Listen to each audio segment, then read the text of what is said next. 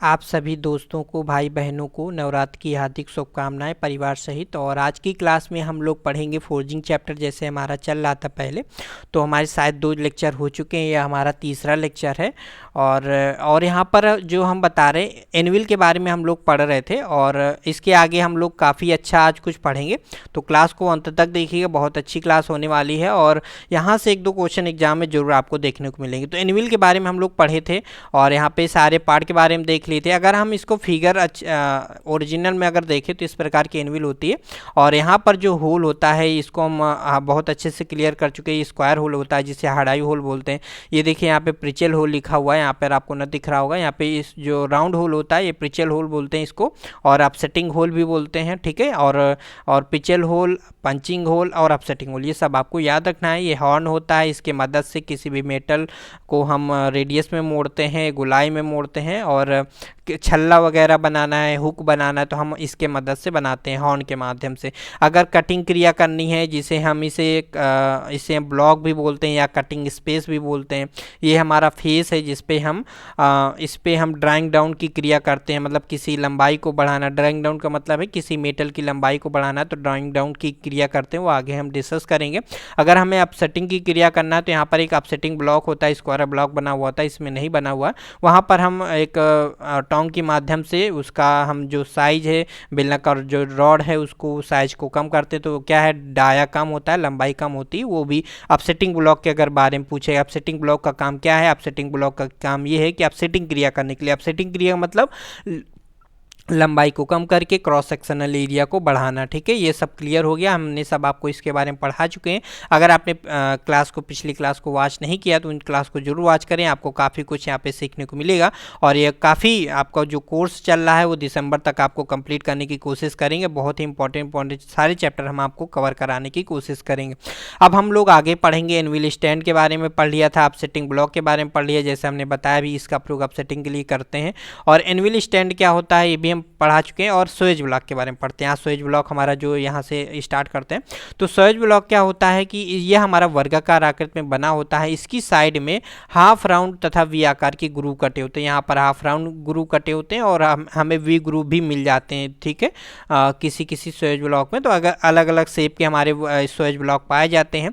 मुख्य काम क्या होता है स्वेज ब्लॉक का? मुख्य काम ये होता है कि फोर्जिंग शॉप में कोई हमने फोर्ज में हमने कोई मेटल को गर्म किया, गर्म करने के बाद उसको हम लाए और हमें उस पर शेप देना, ठीक है। या कोई छोटी सी रॉड है उसको हमें शेप देना है, प्रॉपर रेडियस में शेप देना, तो वहाँ पर इस पर रखेंगे और हैमरिंग करेंगे। या स्क्वायर जॉब है, यहाँ पर रख के हम उस पर हैमरिंग करेंगे तो रेडियस का फॉर्म ले लेगा। या फिर कोई गर्म जॉब है उस पर होल करना है तो इसके ऊपर स्वेज ब्लॉक के ऊपर रखेंगे और पंच के माध्यम से हम होल करेंगे, ठीक है। ड्रिफ्ट के माध्यम से होल को बड़ा करेंगे।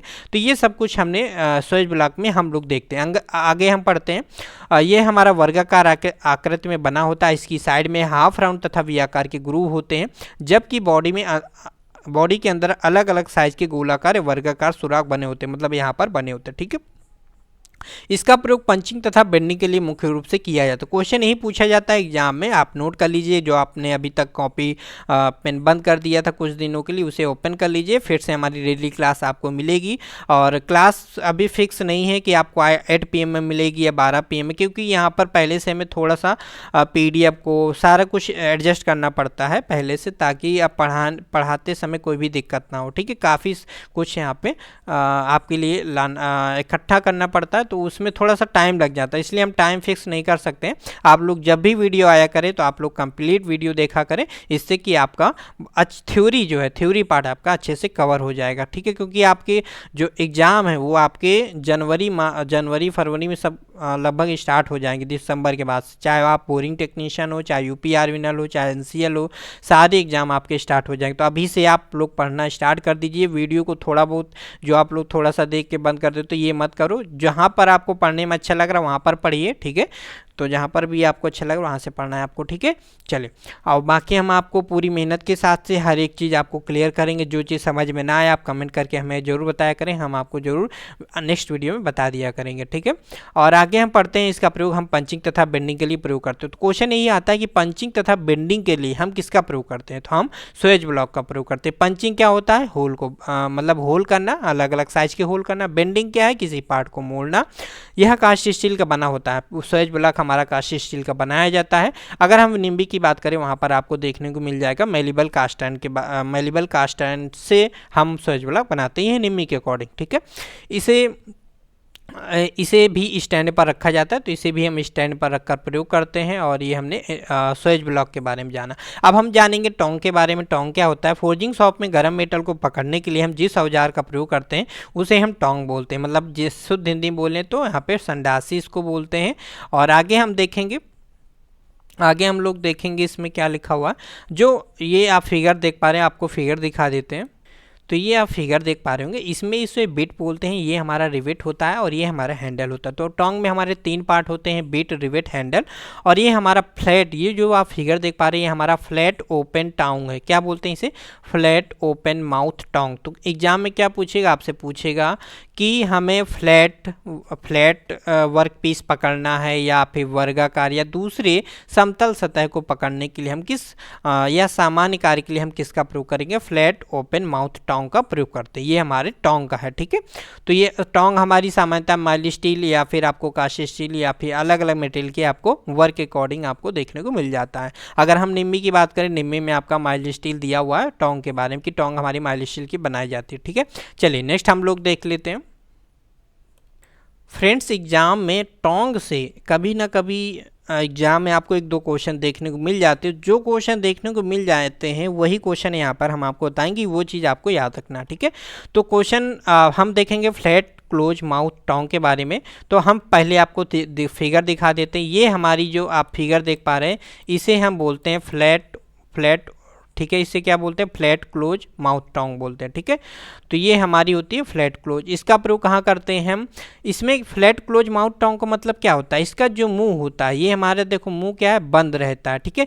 तो इसको हम जब दबाएंगे तो क्या होता है? हमारा ओपन होता है। जब इसको हम दबाएंगे तो फिर हमारा क्या होगा? ओपन होगा। सॉरी, दबाएंगे नहीं, मतलब जैसे हम लोग को अगर पार्ट पकड़ना है तो इसको ओपन करेंगे और पार्ट को पकड़ें, लेकिन इसमें स्पेस बहुत कम रहता है पार्ट को पकड़ने के लिए, किसी भी पार्ट को। इसलिए इसका प्रयोग हम कहाँ करते हैं? पतली सीटों को पकड़ने के लिए हम फ्लैट क्लोज माउथ टोंग का प्रयोग करते हैं। तो इसमें देखिए आगे क्या लिखा हुआ है। यह भी फ्लैट टोंग के माध्यम से, जैसे हमने ओपन टोंग पढ़ा था ना, ओपन माउथ, तो उसमें क्या होता है? मुंह खुला होता है लेकिन इसमें मुंह बंद होता है। इसलिए इसमें क्या करते हैं, देखिए इसमें लिखा हुआ है, लेकिन इसकी बिट जो है या मुंह आगे से बंद होता है। इसलिए इसका प्रयोग हम पतली सीटों को पकड़ने के लिए करते हैं। क्लियर हो गया ना? फिगर अगर क्लियर है तो थ्योरी भी आपको क्लियर हो जाएगी। पिकअप टोंग के बारे में देख लेते हैं। इस प्रकार की टोंग का मुंह आगे से गोल बना होता है। चलिए फिगर देख लेते हैं। ये हमारा है, ये आगे से गोल बना हुआ होता है, ठीक है। ये हमारा पिकअप टोंग है। फिगर देख लिया। तो इस प्रकार की टोंग का मुंह आगे से गोल बना होता है, जिसके द्वारा गोल आकार की जॉब पकड़ी जाती है, जैसे रिवेट या छोटे गोल पार्ट। या इसका प्रयोग करते समय, टेम्परिंग करते समय मेटल पार्टों को पकड़ने के लिए करते हैं। तो एग्जाम में क्या पूछेगा कि टेम्परिंग करते समय मेटल पार्टों को पकड़ने के लिए हम किस टोंग का प्रयोग करते हैं? पिकअप टोंग का प्रयोग करते हैं, नंबर 1 पॉइंट। दूसरा एग्जाम में ये क्वेश्चन पूछेगा कि आपका छोटे गोल पार्टों को पकड़ने या फिर हमें रिवेट को पकड़ने के लिए हम किस टोंग का प्रयोग करेंगे? तो वहाँ पर हम पिकअप टोंग का प्रयोग करेंगे। छोटे छोटे जो वर्क पीस है रेड गुलाई में, वहाँ पर इनको पकड़ने के लिए हम पिकअप टोंग का प्रयोग करते हैं। अगर हम दूसरी इमेज के बारे में देखें तो ये हमारा जो है, ये हमारा पिकअप टोंग है, ठीक है। तो इसके माध्यम से हम वर्क पीस को पकड़ते हैं। बाकी इनके बारे में भी हम लोग आगे डिस्कस करेंगे, ठीक है। चलिए आगे हम लोग देखते हैं। तो आगे ये हमारा है, इसके आगे कौन सा हमारी टोंग है? Hollow bit tong. Hollow bit tong और राउंड नोट टोंग, ये दोनों अलग अलग होती है। मतलब कि होता सेप एक ही तरह, लेकिन इनका वर्क अलग होता है, थोड़ी सी आकृति अलग होती है। तो यहाँ पे थोड़ा सा अगर निम्मी की बुक हम देखें तो वहाँ पर हॉलो बिट के बारे में अलग दिया है, राउंड नोज टोंग है उसके बारे में अलग दिया। लेकिन इसको यहाँ पर ये कन्फ्यूजन क्रिएट कर रहा है कि हॉलो बिट टोंग को ही राउंड नोट टोंग कहते हैं, लेकिन दोनों का वर्क अलग अलग है। क्या एग्जाम में पूछेगा ये कि हॉलो बिट टोंग का प्रयोग कहाँ करते हैं? तो हॉलो बिट टोंग कैसी होती है ये हम आपको क्लियर करेंगे।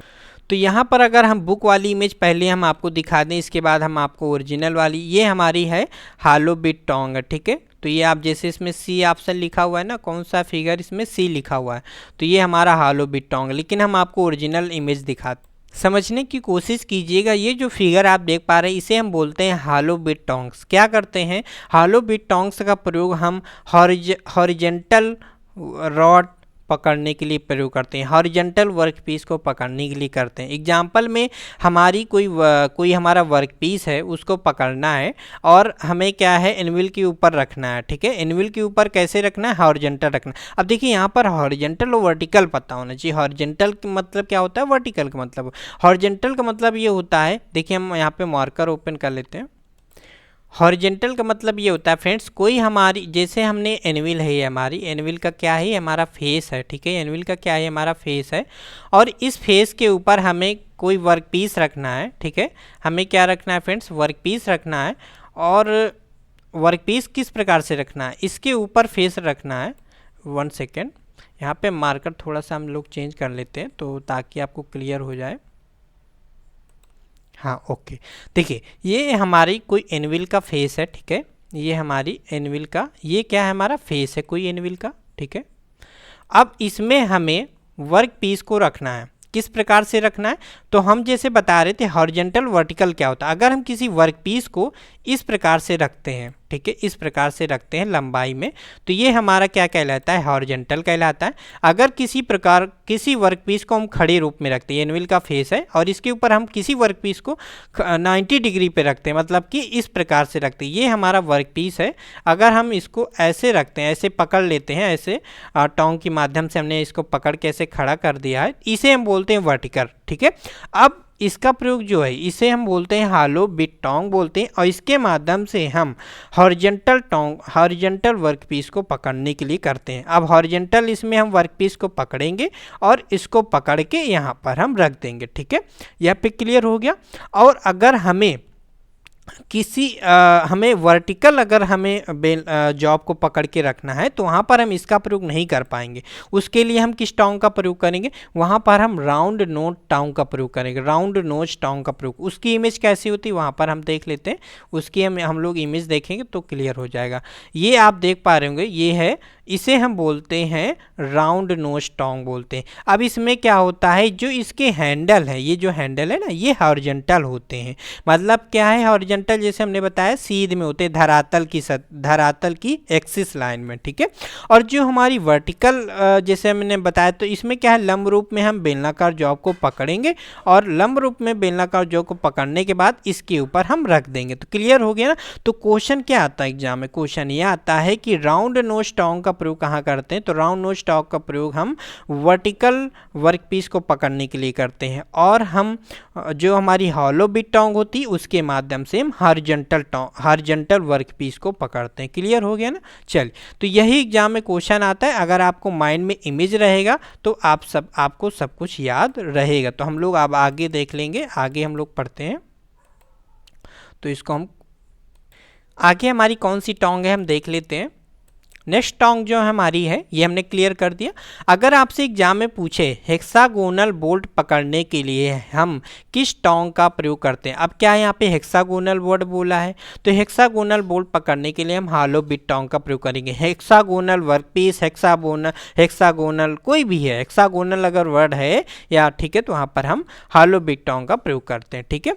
चलिए, या फिर हॉरिजेंटल वर्ड दे दे। और यहाँ पे नेक्स्ट हम देख लेते हैं, नेक्स्ट है बोल्ट टोंग। बोल्ट टोंग किस प्रकार की होती है, ये जो आप फिगर देख पा रहे हैं, बोल्ट टोंग हमारे यहाँ पे डी ऑप्शन, तो ये हमारा बोल्ट टोंग है। इसके माध्यम से हम बोल्ट को पकड़ने के लिए प्रयोग करते हैं, ठीक है। ये हमारी खासकर बोल्ट के लिए प्रयोग करते हैं।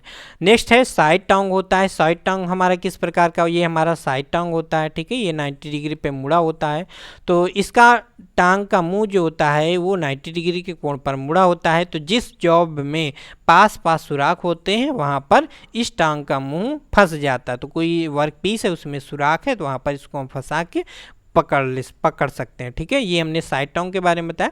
एंगल आयरन क्या होता है, ये हमारा एंगल आयरन टोंग होता है। ये फिगर आप देख पा रहे होंगे F नंबर, ये हमारा एंगल आयरन टोंग है। इस प्रकार की टोंग का मुंह जो होता है 90 डिग्री के कोण पे मुड़ा होता है। देखिए यहाँ पर 90 डिग्री पे मुड़ा हुआ है, ठीक है।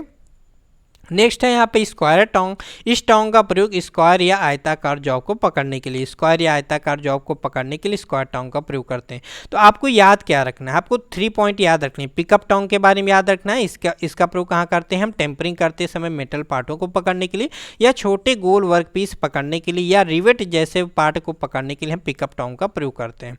अगर हम हॉलो बिट टोंग के बारे में पूछे, हॉलो बिट टोंग के माध्यम से हम इस हेक्सागोनल जॉब को पकड़ते हैं। और किस प्रकार पकड़ते हैं, हॉरिजॉन्टल वर्कपीस को पकड़ते हैं। और हम राउंड नोज टोंग के माध्यम से किस प्रकार के वर्कपीस को पकड़ते हैं, वर्टिकल, किसी वर्कपीस को हमें वर्टिकल पकड़ना है तो वहाँ पर हम राउंड नोज टोंग के माध्यम से पकड़ेंगे। ठीक है, चलो नेक्स्ट है यहाँ पे कोन के बारे में। कोन क्या है, जैसे हमने ड्रिफ्ट के बारे में बताया था, ड्रिफ्ट से क्या करते हैं, होल को बड़ा करते हैं। किसी हमने पंच से होल किया है गर्म जॉब में, अब उस होल को अगर बड़ा करना है या शेप देना है तो हमें ड्रिफ्ट का प्रयोग करें। अब उस होल को अगर टेपर करना है तो हम कोन का प्रयोग करते हैं। तो इसका प्रयोग गर्म जॉब में पंच द्वारा बनाए गए सुराखों को टेपर करना। तो पंच द्वारा बनाए गए सुराख को हम इसके माध्यम से हम टेपर करते हैं, ये हमारा पंच कोन इसको बोलते हैं। याद रखिएगा, इंपॉर्टेंट क्वेश्चन है। लेग वाइज इसका प्रयोग कहाँ करते हैं, लेग वाइस का प्रयोग हम फोर्जिंग शॉप में करते हैं। फोर्जिंग शॉप पढ़ रहे हैं इसलिए यहाँ पर इस वाइस का प्रयोग ब्लैक स्मिथी जॉब को, ब्लैक स्मिथी क्या है, मतलब जैसे हमने जो हमारी फोर्जिंग पढ़ रहे हैं वही हमारी ब्लैक स्मिथी है, उसी को हम बोलते हैं। ब्लैक स्मिथी में जैसे हमने अब आपको स्टार्टिंग में पढ़ाया था कि जो हम वर्क पे जो भी काम हम हाथ से पकड़ के करते हैं या तो उसे हम क्या बोलते हैं, ब्लैक स्मिथी बोलते हैं। ठीक है, तो इस वाइस का प्रयोग हम ब्लैक स्मिथी जॉब को पकड़कर ब्लैक स्मिथी में, ठीक है, ब्लैक स्मिथी में जॉब को पकड़कर बेंडिंग इत्यादि क्रियाएं करने के लिए करते हैं। इसकी बॉडी हमारी माइल्ड स्टील की बनी होती है। तो लेग वाइस की बॉडी हमारी किस मेटल की बनी होती है, माइल्ड स्टील और राइट आयरन की बनी होती है। वेरी इंपॉर्टेंट क्वेश्चन है, भी एग्जाम में आता है। लेग वाइस की बॉडी हमारी किस मेटल की बनी होती है, माइल्ड स्टील या राइट आयरन की बनी होती। कास्ट आयरन की क्यों नहीं बनी होती, क्योंकि कास्ट आयरन इसमें क्या होता है, लेग वाइस में हम जॉब को पकड़कर उसमें शेप देते हैं, मतलब कि हैमरिंग करते हैं, स्लेज हैमर के माध्यम से हैमरिंग करते हैं। तो क्या होता है, अगर कास्ट आयरन का बना होगा तो भंगुर होता है, हमारा टूट सकता है झटके के कारण। ठीक है, बीक आयरन क्या होता है, ये जो आप फिगर आप देख पा रहे हैं ये हमारा बीक आयरन है। एनविल में जैसे हमने आपको पढ़ाया है उसी प्रकार से हमारी बीक आयरन भी होती है। बीक आयरन में क्या होता है, दोनों तरफ लगभग हॉर्न होते हैं, एक हॉर्न हमारा राउंड में होता है और एक हॉर्न जो होता है स्क्वायर में होता है। तो हम देख लेते हैं बीक आयरन में क्या है, यह भी एक प्रकार की एनविल है, इसके दोनों तरफ हॉर्न या बीक बने होते हैं, ये भी हमारी कास्ट स्टील की बनी होती है। इसके निम्नलिखित भाग होते हैं। तो बीक के बारे में आपको पता है, यहाँ पर एक जो नया वर्ड है, यहाँ पर हम ये जो नया वर्ड क्या है इसमें, टेल या स्क्वायर बीक, तो इसे हम टेल स्क्वायर बीक बोलते हैं। इस पर हम क्या करते हैं, अगर हमें कोई जॉब है 90 डिग्री पे मोड़ना है तो क्या करते हैं, ये जो साइड होती है 90 डिग्री पे होती है और यहाँ पर हम वर्कपीस को रख के और हैमर के माध्यम से एक सिरे को 90 डिग्री पे मोड़ सकते हैं। लेकिन इस पर हम मोड़ नहीं सकते क्योंकि ये रेडियस में गोलाई में है। तो किसी वर्कपीस को अगर यहाँ पर हम रख के मोड़ेंगे तो वो गोलाई में मुड़ेगा और यहाँ पर हम मोड़ते हैं तो वो 90 डिग्री पे मुड़ेगा। तो अगर हमें 90 डिग्री में किसी जॉब को पकड़ना है तो हम टेल स्क्वायर बीक का प्रयोग करेंगे। तो यहाँ पे भी क्वेश्चन एग्जाम में बन सकता है। ठीक है, तो ये इसका स्टैंड हमारा कास्ट आयरन या हार्ड लकड़ी का बना होता है और छोटी यहाँ पे छोटी बीक आयरन को एनविल में डालकर भी प्रयोग करते हैं। तो छोटी बीक आयरन जो होती है उसको हम एनविल में डालकर प्रयोग करते हैं। इसका मतलब क्या है, जो एनविल होती है उसमें हमारी स्क्वायर होल होता है, जो हमने बताया था हार्ड आई होल होता है। तो उसमें क्या होता है, जो छोटी साइज की एनविल होती है तो उसमें जो सैंक होती है, जो नीचे देखिए आप वर्गाकार देख पा रहे हैं, उसको हार्ड आई होल में फिट कर देते हैं। तो यही वर्ड यहाँ पे दिया है कि छोटी एनविल आयरन को हम बीक आयरन एनविल में जो हमारा स्क्वायर होल होता है, हार्ड आई होल होता है, उसमें डालकर हम प्रयोग कर सकते हैं। स्लेज हैमर के बारे में, स्लेज हैमर इसके बारे में हमने बताया कि इस हैमर का जो भार होता है 3 से 9 किलोग्राम होता है और इसके हैंडल की लंबाई कितनी होती है, 600 से 900 mm होती है, आपको याद रखना है। इसके अगर हैंड हैमर की बात करें, हैंड हैमर हमारा 1 से 2 किलोग्राम में पाया जाता है, स्लेज हमारा 3 से 9 किलोग्राम में पाया जाता है। इसके दोनों फेस फ्लैट होते हैं। ठीक है, क्लियर हो गया। और इसमें लकड़ी का है जो हैंडल होता है वो लंबाई में होता है। इसका प्रयोग फोर्जिंग करते समय गर्म जॉब में चोट लगाने के लिए करते हैं। ठीक है, अब हम लोग नेक्स्ट देख लेते हैं। सेट हैमर के बारे में। सेट हैमर का मुख्य काम क्या होता है, किसी भी मतलब इसमें क्या होता है, किसी भी वर्क पीस में हमें 90 डिग्री पे कोण बनाना है, 90 डिग्री में जॉब का कोना बनाना है, वहाँ पर हम प्रयोग करते हैं। तो इस प्रकार के हैमर का फेस वर्गाकार आकृति में होता है। ये हमारा जो आप देख पा रहे हैं नीचे, ये हमारा तो स्लेज हैमर है, ये हमारा जो फिगर है ये हमारा सेट हैमर है, ठीक है। तो सेट हैमर के माध्यम से इस हैमर का फेस वर्गाकार आकृति में होता है। इसका प्रयोग गर्म जाप के कोने, जो गर्म जाप का हमारा कोना होता है उसे 90 डिग्री के कोण पर बनाने के लिए करते हैं, ठीक है। तो कोई हमारा गर्म जॉब है उसके जो कोने हैं वो 90 डिग्री में अगर हमें बनाने हैं तो वहाँ पर इसका हम प्रयोग करते हैं, ठीक है। नेक्स्ट है यहाँ पर, क्योंकि दूसरे साधारण हैमर जॉब के शार्प कोने नहीं बनाते हैं, और जो दूसरे जो हैमर होते हैं उनके माध्यम से हम शार्प कोनर नहीं बना सकते, इसलिए शार्प कोने बनाने के लिए हम प्रयोग करते हैं, सेट हैमर का प्रयोग करते हैं, ठीक है। मतलब कोई हमारी सीट है और उस पर हमें 90 डिग्री पे हमें कोई उसमें कोना है। एग्जाम्पल में अगर हम समझें, हमारा कोई इस प्रकार का हमारा जॉब है, यहाँ पर हम मार्कर ले लेते हैं। कोई हमारा जॉब है, किस प्रकार का है वो, 1 सेकेंड। कोई हमारा जॉब है वो हमारा इस प्रकार का है और उसमें हमें यहाँ पर कोना हमारा सही नहीं है, तो वहाँ पर हमें हैमरिंग करनी है, तो वहाँ पर हम सेट हैमर का प्रयोग करेंगे। क्लियर हो गया ना। तो सेट हैमर का प्रयोग हम 90 डिग्री में करते हैं। तो ये एग्जाम में यहाँ पे क्वेश्चन आपको देखने को मिल जाता है। अब सेट हैमर किस मेटल का बनाया जाता है ये भी हम लोग देख लेते हैं। तो इसका प्रयोग 90 डिग्री पे कोण पर बनाने के लिए करते हैं, क्योंकि दूसरे साधारण हैमर जो है शार्प कोना नहीं बनाते हैं। सेट हैमर जो है मीडियम कार्बन स्टील के बनाते हैं, जिसमें कार्बन की प्रतिशत मात्रा 0.8% कार्बन होती है, ठीक है। सेट हैमर के बारे में हम लोग जान लिए। नेक्स्ट है यहाँ पे हम लोग जानते हैं फ्लैटर के बारे में। फ्लैटर क्या होता है?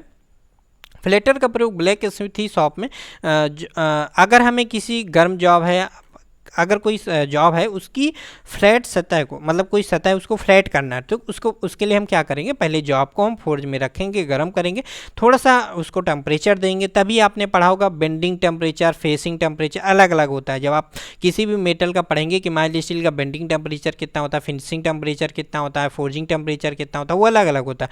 तो फिनिशिंग टेम्परेचर किसके अंतर्गत आता है कि हम बोल्स्टर के माध्यम से हम किसी भी सतह को हम फिनिश कर रहे हैं, बराबर कर रहे हैं, है ना। तो हम किसी भी जॉब को फोर्ज में रखेंगे, गर्म करेंगे, इसके बाद हम फ्लैटर के माध्यम से उसकी सतह को बराबर करेंगे। तो ये हमारी बोल्स्टर के माध्यम से करते हैं। तो सॉरी, बोल्स्टर वर्ड नहीं, यहाँ पर हम बोल्स्टर वर्ड बोल रहे हैं। बोल्स्टर का जो काम होता है वो अलग होता है। बोल्स्टर का माध्यम क्या होता है, किसी की लंबाई को, किसी मेटल की लंबाई को कम करके उसका हेड बनाना है वर्गाकार, हमें क्या है डायमीटर बढ़ाने के लिए प्रयोग करते हैं। यहाँ पर हम फ्लैटर होता है, ठीक है। तो फ्लैटर के माध्यम से वही वर्ड हम जो बता रहे थे, पूरा काम वही होता है। फ्लैटर का प्रयोग हम ब्लैक स्मिथी में जॉब की सतह को समतल करने के लिए करते हैं। ये हमारा बोल्स्टर है जिसके बारे में वर्ड हम बोल रहे थे, ये हमारा बोल्स्टर है, ठीक है।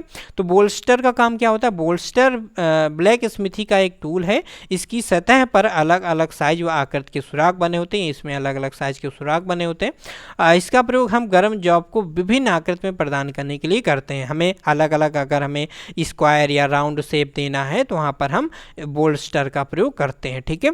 तो कोई हमारा मान लो हमारा कोई जॉब है, हमारा रेडियस में गोलाई में, तो उसे में हम स्क्वायर शेप में देना है, तो वहाँ पर हम इस वाले बोल्स्टर का प्रयोग करेंगे। क्लियर हो गया ना। चलिए आगे हम लोग देख लेते हैं। आगे यहाँ पर क्या है दिया गया है, यहाँ पर इसका प्रयोग हम गर्म जॉब को विभिन्न आकृति प्रदान करने के लिए करते हैं। अगर हमें कोई गर्म जॉब है उसकी आकृति प्रदान करना है तो वहाँ पर इसका प्रयोग करेंगे। जैसे रिवेट, बोल्ट, स्क्रू। तो रिवेट, बोल्ट, स्क्रू के जो हेड होते हैं इनके माध्यम से हम तैयार कर सकते हैं, इनके माध्यम से हेड को शेप देते हैं। इसका प्रयोग अपसेटिंग के लिए करते हैं। अपसेटिंग का मतलब क्या होता है, जैसे हमने बताया कोई हमारी मेटल है उसकी लंबाई को बढ़ाना है, कोई सीट को बढ़ाना है, तो वहाँ पर हम, जैसे मान लो ये हमारा यहाँ पे दिखाया गया है कोई वर्क पीस है, इसको यहाँ पे समझ लो अगर इसकी लंबाई अगर हम बढ़ा रहे तो उसी को सॉरी लंबाई अगर हम घटा रहे तो हमारी क्या कहलाती है, अपसेटिंग कहलाती है। तो होता क्या है फ्रेंड्स, अगर हम किसी सीट की किसी को हेड बनाना है, कोई हमारा रिवेट है उसका हेड बनाना, तो हेड बनाने के लिए क्या करेंगे, हम लंबाई कम करेंगे। तो लंबाई कम करने से ही तो किसी मेटल की मोटाई बढ़ेगी, उसका डायमीटर बढ़ेगा। तो यही हमारा होता है, बोल्स्टर के माध्यम से मेटल की लंबाई को कम करते हैं और उसका हेड बनाते हैं, ठीक है। तो जॉब की लंबाई को हम कम करते हैं। अपसेटिंग में क्या होता है, जॉब की लंबाई घटाकर हम उसका हेड बनाते हैं, ठीक है। क्लियर हो गया अपसेटिंग। तो अपसेटिंग क्रिया करने के लिए हम किसका प्रयोग करते हैं, बोल्स्टर टूल का प्रयोग करते हैं। अपसेटिंग क्रिया को क्या कहते हैं, हम जंपिंग अप के नाम से भी जानते हैं, ठीक है। आगे हम लोग देख लेते हैं। अभी हमने पढ़ा किसके बारे में पढ़ा, बोल्स्टर के बारे में पढ़ा, अपसेटिंग के बारे में पढ़ा। ठीक है, उसके बारे में थोड़ा सा और देख लेते हैं हम लोग। अपसेटिंग कितने प्रकार की होती है। ठीक है, तो यहाँ पर आप जो देख पा रहे होंगे इमेज, ये हमारी अपसेटिंग है। यहाँ पर हम देख लेते हैं अपसेटिंग के बारे में। तो इस विधि में जॉब की लंबाई को कम करके क्या करते हैं, जॉब की लंबाई कम करके हम व्यास से मोटाई बढ़ाते हैं। इसके जॉब के सिरों को या मध्य भाग को या फिर पूरी लंबाई में जॉब की मोटाई का व्यास बढ़ाया जाता है। इसके लिए हैमर, लेग वाइज और एनविल का प्रयोग करते हैं। तो हैमर और लेग वाइज के माध्यम से हम किसी मेटल की लंबाई को हम कम करेंगे और उसकी मोटाई या हेड हम उसको बनाएंगे। ठीक है, तो इस विधि को हम जंपिंग अप भी कहते हैं। क्लियर हो गया। अब देखिए, ये हमारी जो अपसेटिंग हो रही है यहाँ पर 3 प्रकार से यहाँ पर दिखाया जा रहा है। इसे हम बोलते हैं सेंटर अपसेटिंग। हो सकता है आपको इमेज दे एग्जाम में, और इसे हम क्या बोलते हैं, इसे हम सेंटर अपसेटिंग बोलते हैं या सेंटरिंग अपसेटिंग बोलते हैं। ठीक है, तो होता क्या है कि इसमें हम सेंटर में किसी जॉब को हम उसकी जो लंबाई है उसको कम करके हम मोटाई बढ़ाते हैं, डायमीटर बढ़ाते हैं, जैसे आप एग्जाम इसमें आप देख रहे हो आप इमेज में। ठीक है, यहाँ पर हम यहाँ पर अच्छा एक क्वेश्चन है आप यहाँ पे हम आपसे पूछ रहे हैं कि ये जो यहाँ पर टोंग प्रयोग कर रहे हैं, ये कौन सी टोंग का प्रयोग कर रहे हैं। तो अभी जैसे हमने पढ़ाया था आपको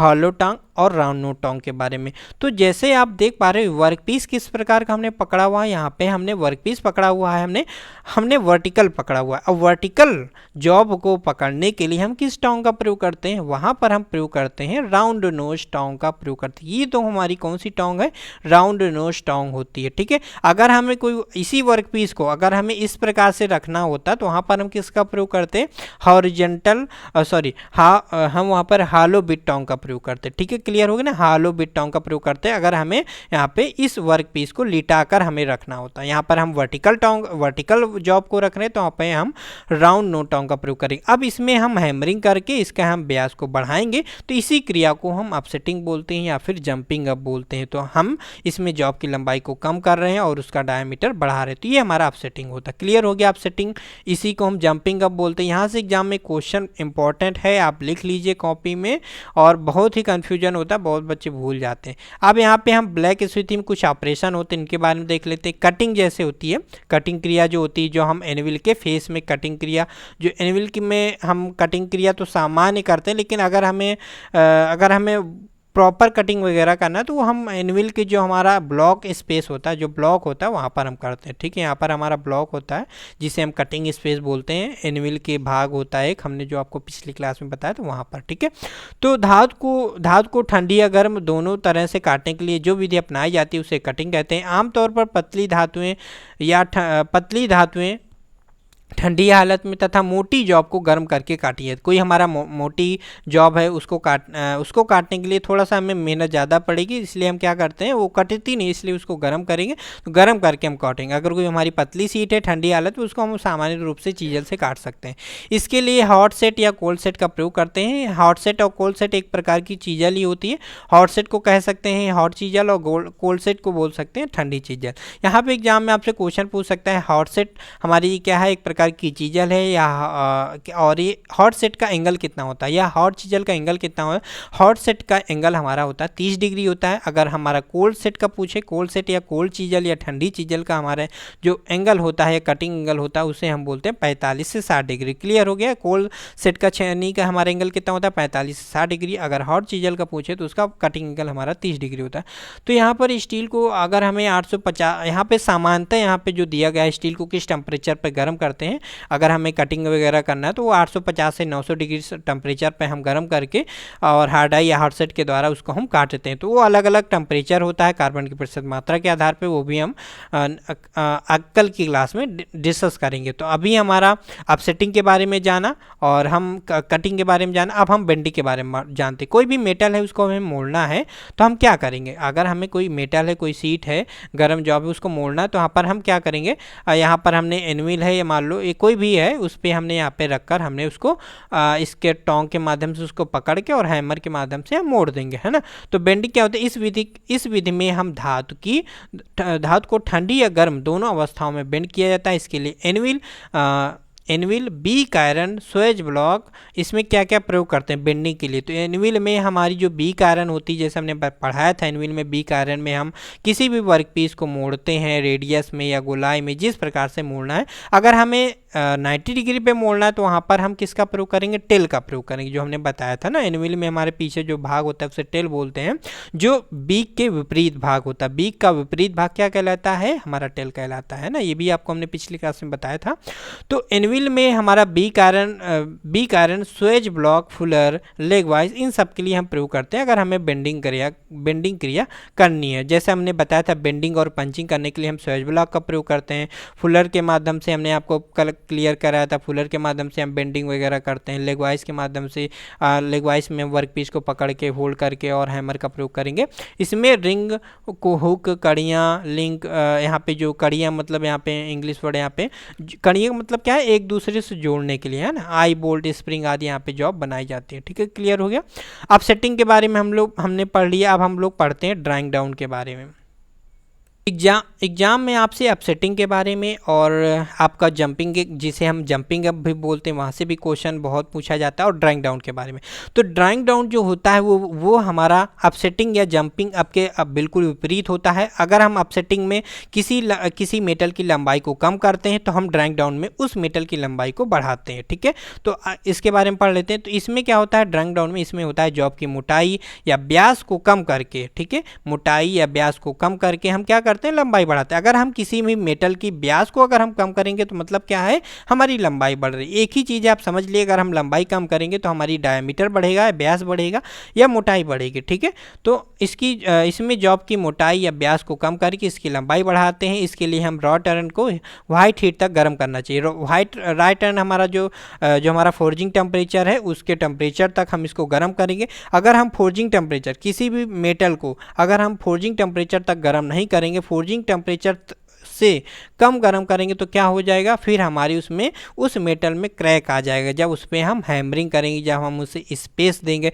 या फिर कोई भी ऑपरेशन करेंगे, चाहे वो ड्राइंग डाउन हो चाहे अपसेटिंग हो, तो क्रैक आ जाएगा। अगर हम फोर्जिंग टेम्परेचर अधिक दे देंगे किसी मेटल को तो फिर क्या दोष आएगा, तो हमारा दोष ये आएगा कि हमारी उसके ऊपर पपड़ी जम जाएगी। तो ये दो केस है। अगर हम फोर्जिंग टेम्परेचर, क्वेश्चन पूछा जाता है किसी मेटल में हम गर्म कर रहे हैं, फोर्ज में हमने गर्म किया और हमने उसे जो फोर्जिंग टेम्परेचर जैसे होता है वो प्रॉपर नहीं दिया, हमने फोर्जिंग टेम्परेचर से कम टेम्परेचर उसको दिया, तो वहाँ पर कौन सा दोष आएगा, हमारा मेटल जो है वो क्रैक हो जाएगा। ठीक है, तो क्रैकनेस उसमें आ जाएगा। अगर हमें अधिक कर देंगे तो उसमें पपड़ी जम जाएगी। तो ये हमारा ड्राइंग डाउन के बारे में है।